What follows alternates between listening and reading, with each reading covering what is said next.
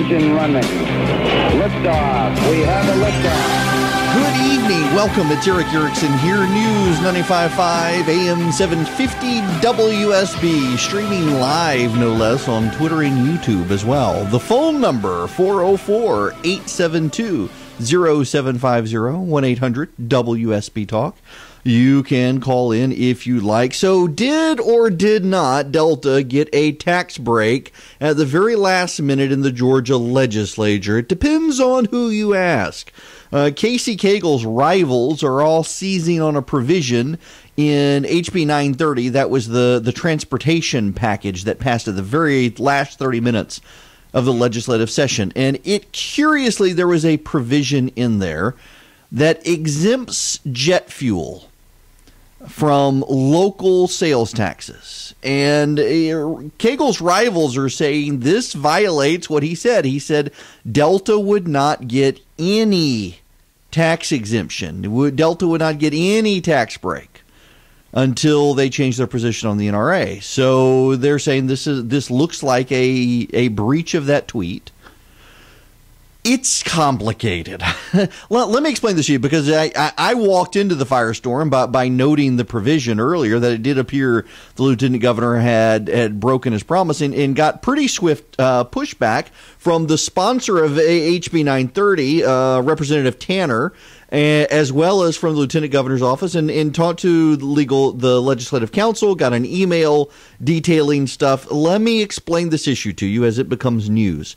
It depends on how you want to look at Casey Cagle's tweet. He said Delta would not get any tax breaks until they change their position.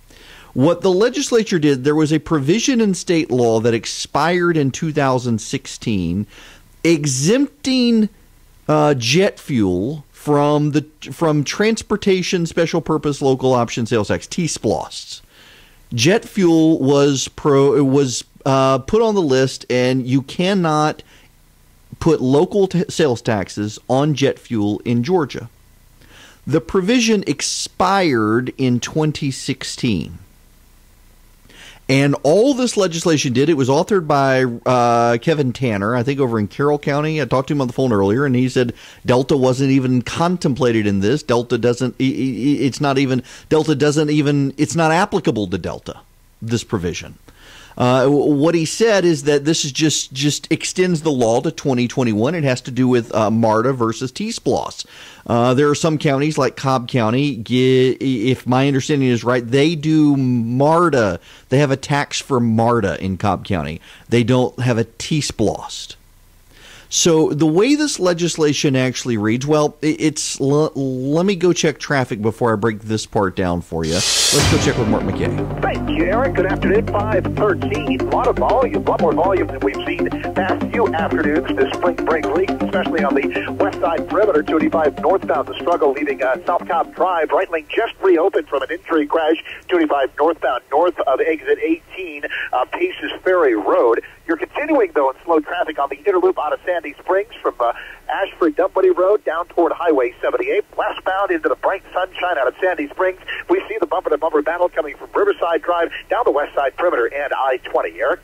Thank you, sir. So the provision in this law applies to airports, counties that have airports that have 750,000 arrivals and departures a year. That very clearly only applies to Hartsfield-Jackson International Airport. Let me read you the specific provision.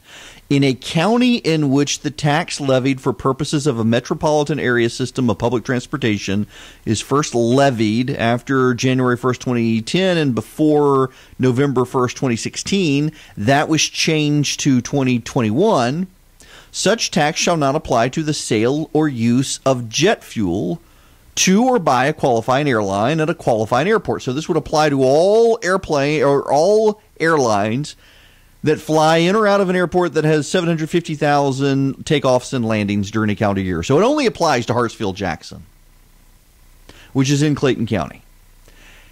So here's what's going on. Clayton County uses MARTA. Clayton County does not have a T-SPLOST. Clayton County may at some point get a T-SPLOST. Not as long as it's doing the MARTA tax, though. It can't have one while doing the other. If Clayton County gets out from under doing the taxing for MARTA and wants to do a T-SPLOS, then yes, this would benefit Delta. And if you are a stickler for rules and you saw Casey Cagle's tweet that he wouldn't get any tax breaks, then technically, yes, in the future, it would be possible that Delta might get this tax break. I mean, the reality is that they're going to get the regular tax break next year anyway when no one's paying attention.